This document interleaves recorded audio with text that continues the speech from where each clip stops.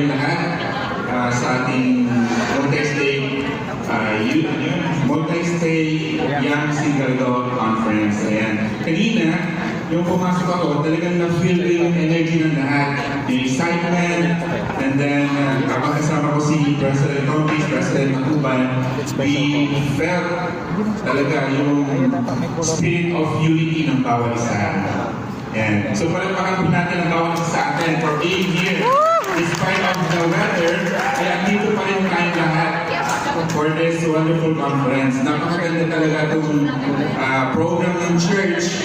Alam niyo ba, naalala ko, during my time, ganyan din excitement namin. Hindi na talaga tinanggal at hindi rin nawala itong program ng church of having this conference, especially sa inyong mga rising generation. And then, ito talaga